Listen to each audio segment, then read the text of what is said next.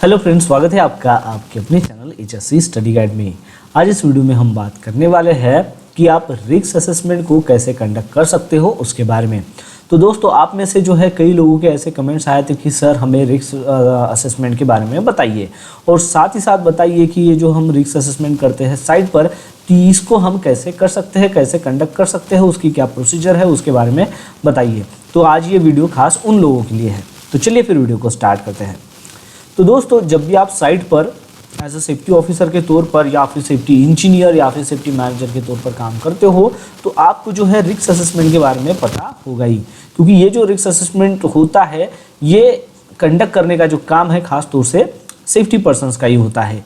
तो साइट पर जो भी काम हो रहा है तो उसमें जो है क्या रिस्क इन्वॉल्व होती है, उसको आप कैसे असेस करोगे, कैसे कंट्रोल में लाओगे, वो सारी चीज़ें जो है आपको रिस्क असेसमेंट के माध्यम से जो है करनी होती है। अब ये क्यों करना ज़रूरी होता है? ये इसलिए करना ज़रूरी होता है ताकि वर्क प्लेस में जो भी एम्प्लॉयज़ काम कर रहे हैं उनकी सेफ्टी को जो है हम इंश्योर कर सके, इसलिए इस चीज़ को किया जाता है, रिस्क असेसमेंट को कंडक्ट किया जाता है। इसके साथ साथ ये हम क्यों करते हैं? तो क्योंकि इसकी मदद से, रिस्क असेसमेंट की मदद से जो है हम जो भी साइट पर काम होता है तो उसमें क्या पोटेंशियल हज़ार्ड्स है वो हम यहाँ पर आइडेंटिफाई करते हैं। पोटेंशियल हज़ार्ड्स क्या है वो आइडेंटिफाई करते हैं, साथ ही साथ उस हज़ार्ड में क्या रिस्क इन्वॉल्व है उसको इवैल्यूएट करते हैं। और जैसे ही हम इस रिस्क को इवैल्यूएट करते हैं तो इसके लिए जो है हम क्या कंट्रोल मेजर्स ले सकते हैं वो यहाँ पर जो है इम्प्लीमेंट करते हैं। तो ये सारी चीज़ें जो है आपको जब आप रिस्क असेसमेंट कंडक्ट करते हो तो आपको पता चलती है। जब आप रिस्क असेसमेंट करना सीख जाओगे यानी कि आप एक समझ सकते हो कि आप एक अच्छे सेफ्टी ऑफिसर बन सकते हो। अब वीडियो को शुरू करने से पहले जो है रिस्क असेसमेंट को हम कैसे कंडक्ट करेंगे, उनकी क्या स्टेप है, वो जानने से पहले मैं आपको बताना चाहूँगा कि हमारी जो है ऑफिशियल वेबसाइट है जिसका नाम है hscstudyguide.com। तो अगर आपने अभी तक हमारी वेबसाइट को जो है ज्वाइन नहीं किया है या फिर विजिट नहीं किया है तो ज़रूर विजिट कीजिए, जहाँ पर आपको जो है सेफ्टी का जो है नॉलेज यहाँ पर जो है दिया जाता है, या फिर जो भी बिगनर है इनके लिए जो है, जो भी एक्सपीरियंस कैंडिडेट है उनके लिए काफ़ी फ़ायदेमंद है। यहाँ पर जो है जॉब्स की जो है आपको अपडेट दी जाती है, जो भी लेटेस्ट जॉब होते हैं उसके बारे में अपडेट दी जाती है। साथ ही साथ जो है सेफ्टी के जो है ई बुक्स भी जो है आप यहाँ से जो है डाउनलोड कर सकते हो, जो आपको PDF फाइल में मिलते हैं, ये फ्री में है, आप डाउनलोड कर सकते हो। इसके साथ साथ जो है कुछ फ्री में जो है सर्टिफिकेट्स भी है, वो भी जो है आप यहाँ से ले सकते हो। क्वेश्चंस और आंसर, जब भी आप इंटरव्यू में जाते हो तो क्वेश्चन कौन से पूछे जाएंगे, क्या आंसर रहेंगे, इसका भी जो है PDF आप फ्री में डाउनलोड कर सकते हो। तो ये वेबसाइट आपके लिए काफ़ी फायदेमंद हो सकती है। इसका जो लिंक है नीचे डिस्क्रिप्शन में दे दिया है, आप ज़रूर हमारे इस वेबसाइट को विजिट कीजिए।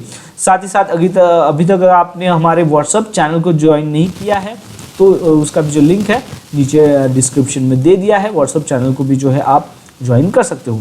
चलिए वीडियो के टॉपिक के ऊपर आते हैं। अब देखिए, जब भी आपको रिस्क असेसमेंट कंडक्ट करना है तो उसकी जो है कुछ स्टेप्स होती है जो आपको फॉलो करना ज़रूरी है। तो टोटल जो है 5 स्टेप्स है। जब ये आपको 5 स्टेप्स पता चल जाएगी तभी जो है आप रिस्क असेसमेंट जो है सक्सेसफुली जो है साइट पर कंडक्ट कर सकोगे। तो स्टेप बाय स्टेप जानते हैं।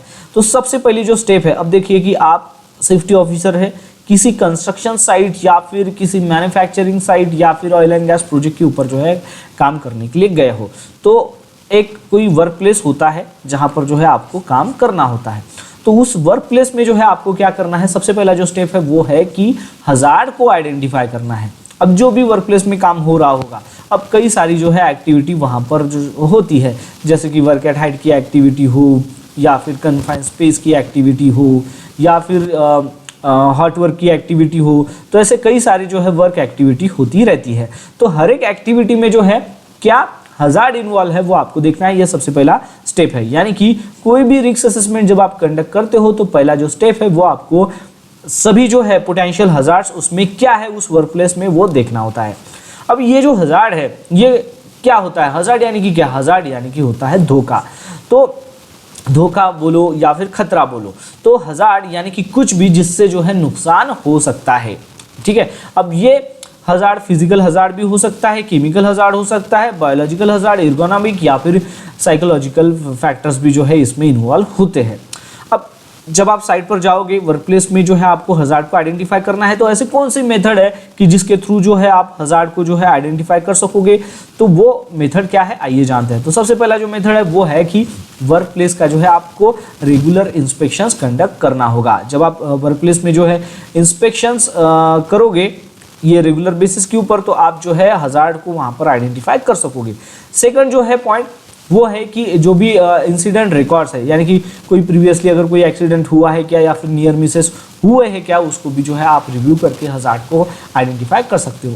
थर्ड जो है वो है कि एम्प्लॉय के साथ इंटरव्यू करके, तो आप जो है आपको जो है पोटेंशियल हजार्ड्स क्या है वो आपको पता चल सकेंगे। तो ये थर्ड जो है इंपॉर्टेंट पॉइंट्स हैं जिसके थ्रू जो है आप हजार्ड को जो है आइडेंटिफाई कर सकोगे। अब कॉमन जो वर्कप्लेस हजार्ड्स है वो क्या क्या है वो मैं आपको बता देता हूँ। सबसे पहले जैसे कि आप साइट पर गए तो स्लीप, ट्रिप, फास्ट, ये हजार्ड आपको देखने को मिलेंगे, या फिर हार्मफुल अगर कोई सब्सटेंसेस है तो उसके साथ एक्सपोजर होना, ये भी हजार्ड आपको देखने को मिल सकता है। फायर हजार्ड आपको देखने को मिल सकता है। मशीन का माल फंक्शंस करना, सही से काम न करना, वो भी एक हजार्ड है, वो आपको देखने को मिल सकता है। इलेक्ट्रिकल हजार्ड भी जो है आपको देखने को मिल सकता है। तो जो भी हजार्ड आप देखते हो उसको आपको सबसे पहले क्या करना है, आइडेंटिफाई करना है। ये आपकी फर्स्ट स्टेप हो जाती है। सेकंड स्टेप, अब फर्स्ट स्टेप आपकी कंप्लीट होगी कि आपने जो है वर्क प्लेस में जो है क्या हजार्ड इन्वॉल्व है वो देख लिए। जैसे ही आपकी ये फर्स्ट स्टेप कंप्लीट हो जाती है तो नेक्स्ट स्टेप आती है कि आपको यहाँ पर वो जो हजार्ड आपने आइडेंटिफाई किया है तो उसकी वजह से जो है कौन खतरे में है वो आपको देखना है, और कैसे उसको जो है नुकसान हो सकता है वो सेकंड स्टेप है। यानी कि उस हजार्ड की वजह से कौन किसको जो है नुकसान हो सकता है और कैसे नुकसान हो सकता है वो आपको डिटरमाइन करना है। अब इसमें क्या क्या आ सकता है, तो वर्क प्लेस में जो भी वर्कर्स है वो इसमें आ सकते हैं, विजिटर्स हो, कॉन्ट्रैक्टर्स हो, यहाँ तक कि जो है पब्लिक के जो मेंबर्स है जो आउटसाइड जो काम आउटसाइड रहते हैं वो भी जो है यहाँ पर उनको जो है खतरा हो सकता है, तो उनको भी कंसिडर करना सर्टन सिचुएशंस में ज़रूरी होता है। तो ये सारी चीज़ें जो है आपको सेकंड स्टेप में कंसिडर करना है। क्या कंसिडर करना है, फर्स्ट स्टेप तो हमने देख लिया कि हजार्ड को जो है हमने आइडेंटिफाई कर लिया। अब इस हजार्ड की वजह से जो है कौन खतरे में है, कैसे उसको नुकसान हो सकता है वो आपको देखना है। एग्जाम्पल लेंगे उसके बाद जो है आपको ये अच्छे से समझ में आ ही जाएगा, ठीक है। अब थर्ड स्टेप आती है वो है कि रिस्क को यहाँ पर इवैल्यूएट करना है और प्रिकॉशंस क्या है वो डिसाइड करना है। अब हमने क्या देखा है, सबसे पहले पहली जो स्टेप थी वो कि हजार्ड को हमने आइडेंटिफाई कर लिया, फिर उस हजार्ड की वजह से जो है किसको नुकसान हो सकता है, कैसे हो सकता है वो देख लिया। अब थर्ड जो स्टेप है वो है कि जो हजार्ड में रिस्क इन्वॉल्व होती है उसका लेवल क्या है उसको इवैल्यूएट करना है। यानी कि हर एक जो हजार्ड प्रेजेंट है तो उस हजार्ड की जो है रिस्क लेवल क्या हो सकती है वो हमें देखना है। जैसे कि लो रिस्क है क्या, मीडियम रिस्क है क्या, या फिर हाई रिस्क है क्या, उस प्रकार जो है हमें इसको इवैल्यूएट करना होता है, ठीक है। तो ये सारी चीज़ें जो है आप कैसे जान सकते हो, तो उसके लिए जो है आपको एक रिस्क इवैल्यूएशंस मेथड होती है जिसमें हम लाइक्लीहुड और सेवरिटी देखते हैं। यानी कि जैसे कि आपने हजार्ड को आइडेंटिफाई कर लिया, अब इस हजार्ड की वजह से जो है क्या रिस्क खतरा हो सकता है, रिस्क इन्वॉल्व है वो हमें देखना होता है। वो हम कैसे देखते हैं, तो लाइक्लीहुड एंड सेवरिटी, यानी कि लाइक्लीहुड यानी कि इसका होने का जो है चांस कितना है, लाइक्लीहुड यानी कि इसका जो है होने का चांस कितना है, यानी कि जो भी पोटेंशियल हजार्ड्स होता है उसका होने का जो है फ्रीक्वेंसी कितनी है, कितनी रेयर वो हो सकता है वो देखते हैं। साथ ही साथ उस जो खतरा है उसकी सेवरिटी क्या है, यानी कि वो किस हद तक हो सकती है, माइनर जो है उसकी वजह से इंजरी हो सकती है क्या, या फिर ज़्यादा इंजरी हो सकती है क्या, यहाँ तक कि डेथ हो सकती है क्या। तो इस प्रकार जो है हमें उसकी सेवरिटी देखनी होती है। एग्जाम्पल के थ्रू जो है ये सारी चीज़ें जो है आपको समझ में आ जाएगी। बस आपको यहाँ पर समझना है कि थर्ड स्टेप क्या है, कि यहाँ पर हमें रिस्क को इवैल्यूएट करना होता है और प्रिकॉशंस क्या है वो डिसाइड करने होते हैं। अब इसमें जो है आप क्या कर सकते हो, तो इसके लिए जो है आपको सबसे पहले जो है जो रिस्क मैट्रिक्स है उसकी जो है आपको मदद लेनी होती है। अब रिस्क मैट्रिक्स क्या है, तो इसके ऊपर मैंने डिटेल में जो है एक वीडियो बनाया है, उसका जो लिंक है आपको नीचे डिस्क्रिप्शन में मिल जाएगा, आप रिस्क मैट्रिक्स देख सकते हो, ठीक है। या फिर जो है मैं अलग से आपको इसके बारे में और भी बताऊंगा जब हम एग्जाम्पल लेंगे। एग्जाम्पल में जो है ये सारी चीज़ें आपको कवर हो जाएगी, क्योंकि ये जो 5 स्टेप्स है जो हम यहाँ पर देख रहे हैं, तो हर एक स्टेप का जो है आप एक एग्जाम्पल हम लेंगे और साइट पर जब आप विजिट करोगे तो हर एक स्टेप आप कैसे कैसे फॉलो करोगे वो सारी चीज़ें हम जानेंगे ही, ठीक है। तो रिस्क मैट्रिक्स की मदद से जो है आप रिस्क को जो है रेटिंग दे सकते हो, लो है क्या, मीडियम है क्या, या फिर हाई है क्या। ठीक है। तो इसके बेसिस के ऊपर जो है आप रिस्क को इवैल्यूएट कर सकते हो। जैसे ही आपने जो है रिस्क को यहाँ पर इवैल्यूएट कर लिया है तो फिर आपको जो है क्या कंट्रोल मेजर्स लेने हैं वो आपको डिसाइड करने हैं ताकि रिस्क का जो लेवल है उसको आप इल्यूमिनेट कर सको। अब आपने नाम सुना होगा हिरार्ची ऑफ कंट्रोल्स का, तो उसका जो है आप यहाँ पर इस्तेमाल कर सकते हो। सबसे पहले जो है आपको पता ही होगा कि 5 हिरार्की होती है, 5 हिरार्की जो है होती है। तो उसमें सबसे पहली जो होती है वो होती है एलिमिनेट द हजार्ड। सबसे पहले क्या आपको क्या करना है कि जब भी आप कंट्रोल मेजर्स डिसाइड करते हो तो सबसे पहले प्रायोरिटी आपको जो है फर्स्ट स्टेप को देनी है, फिर उसके बाद सेकंड स्टेप, फिर थर्ड, फिर फोर्थ और फिर 5। तो हिरार्की ऑफ कंट्रोल्स में सबसे पहला जो स्टेप आता है वो है एलिमिनेट द हजार्ड, यानी कि आपको अगर पॉसिबल हो तो हजार्ड को ही जो है आपको एलिमिनेट करना है। सेकंड जो स्टेप आती है वो है सब्स्टिट्यूट द हजार्ड, यानी कि अगर फर्स्ट स्टेप पॉसिबल नहीं है तो आपको जो है सेकंड स्टेप करनी है कि ऐसा ज़्यादा डेंजरस वाला अगर कोई चीज़ है तो उसको आपको रिप्लेस करना है जो कम डेंजरस रहेंगे उससे। थर्ड जो स्टेप आपको लेनी है, अगर आप फर्स्ट स्टेप और सेकंड स्टेप दोनों नहीं कर सकते हो तो फिर आपको इंजीनियरिंग कंट्रोल करना है। वो है कि लोगों को जो है आप आइसोलेट कर सकते हो जो भी हजार्ड है उससे। फोर्थ जो है एक आप हिरार्की कर सकते हो वो है एडमिनिस्ट्रेटिव कंट्रोल। ये कब होता है? जब आप ऊपर वाली जो तीनों स्टेप नहीं कर सकते हो तो फिर जैसे कि आप जो है ट्रेनिंग प्रोवाइड करना लोगों को, उसके बारे में जागरूक करना, वर्क प्रोसीजर के बारे में बताना और रिस्क को मिनिमाइज करना, ठीक है। और फिफ्थ जो है स्टेप आती है वो है पर्सनल प्रोटेक्टिव इक्विपमेंट, जो लास्ट हिरार्की ऑफ कंट्रोल कहा जाता है। यानी कि जैसे कि हम सेफ्टी हेलमेट देते हैं, सेफ्टी शूज़ देते हैं, हैंड ग्लोव्स देते हैं, तो वो जो सारी चीज़ें आती है वो 5 हिरार्की ऑफ कंट्रोल्स में आती है, ठीक है। तो आपको यहाँ पर थर्ड जो स्टेप है वो भी यहाँ पर समझ में आ गया होगा। अब हम बात करते हैं फोर्थ स्टेप की।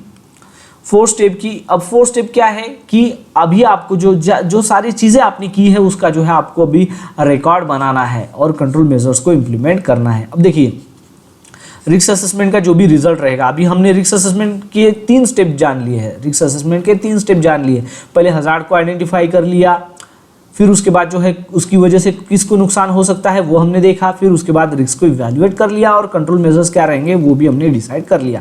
तो हमने यहाँ पर रिस्क असेसमेंट कर लिया है।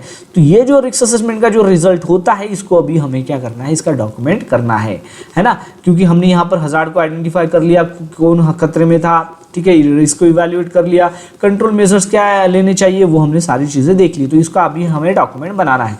तो ये जो डॉक्यूमेंटेशन है ये आपका क्लियर होना चाहिए और डिटेल में होना चाहिए, ठीक है, क्योंकि ये हो सकता है कि कभी भी जो है लॉ के द्वारा इसकी रिक्वायरमेंट हो सके। तो कई सारे केसेस में जो है आपने जो भी फाइंडिंग्स की है वो काफ़ी इसेंशियल्स होती है कंप्लायंसेस के लिए, ठीक है। तो थ्रोली जो है आपको इसको जो है शो करना पड़ सकता है। तो जो रिपोर्ट होती है जब आप बनाते हो तो उसमें जो है हजार्ड की जो है लिस्ट भी जो है मेंशन होनी चाहिए। जो आप डॉक्यूमेंट बनाते हो तो उसमें हजार्ड की लिस्ट होनी चाहिए। कौन लोग इसमें जो है अफेक्ट हो सकते हैं वो भी उसमें मेंशन होने चाहिए। लेवल ऑफ रिस्क क्या है, जैसे कि लो है, मीडियम है, हाई है, वो आपको वहाँ पर मेंशन करना है। साथ ही साथ जो है आपने क्या मेजर्स लिए हैं उस रिस्क को कंट्रोल करने के लिए वो भी उसमें मेंशन होना चाहिए। तो इस तरीके से जो है आपकी ये रिपोर्ट होनी चाहिए। ये 4 स्टेप हो जाता है। अब बात आती है लास्ट वाले स्टेप की, वो है 5th स्टेप। 5th स्टेप क्या है कि अभी आपको जो है जो आपने सारी चीज़ें की है तो उसको आपको मॉनिटर और रिव्यू करना है उस रिस्क असेसमेंट को। अब रिस्क असेसमेंट जो है वो ऐसा नहीं है कि आपने एक बार कर लिया और हो गया, यानी कि ये वन टाइम टास्क नहीं है। इसको जो है आपको रेगुलरली जो है रिव्यू करते रहना होगा, अपडेट करते रहना होगा। खास तौर से जब किसी वर्क प्लेस में जो है कोई चेंजेस आते हैं तब, जैसे कि कोई नए इक्विपमेंट साइट पर आ गए, ठीक है, या फिर कोई नई प्रोसीजर के द्वारा आप काम कर रहे हो या फिर नए लोग काम कर रहे हैं, तो उस केस में जो है आपको इसको रिव्यू या फिर अपडेट करना पड़ सकता है। तो कौन कौन से केसेस है, तो सबसे पहला है कि जैसे कि वर्क प्रोसेस में अगर कोई चेंजेस अगर आते हैं तो उस टाइम में जो है आपको ये जो रिस्क असेसमेंट आपने किया है इसको रिव्यू करना पड़ सकता है। या फिर कोई मेजर हादसा अगर हुआ हो साइट पर, या फिर बड़ा सा जो है नियर मिस अगर हुआ हो तो उस वक्त जो है आपको इस रिस्क असेसमेंट को जो है रिव्यू या फिर अपडेट करना पड़ सकता है। और थर्ड जो है वो है पीरियडिकली, यानी कि 3 महीने के बाद हो, 6 महीने के बाद हो, 1 साल के बाद हो, तो ऐसे जो है पीरियडिकली जो है आपको इसको रिव्यू करते रहना होगा, ताकि जो है आप देख सको कि जो भी कंट्रोल मेजर्स आपने लिए हैं वो इफेक्टिवली काम कर रहे हैं या फिर नहीं कर रहे हैं। तो हमने यहाँ पर जो है 5 स्टेप जाने हैं। 5 स्टेप के आधार के ऊपर ही जो है आप साइट पर जो है रिस्क असेसमेंट कंडक्ट कर सकते हो। अब इसका जो है हमें एग्जांपल भी लेना है, और एग्जांपल अगर हम लेंगे तो और भी ये वीडियो काफ़ी लंबी हो जाएगी।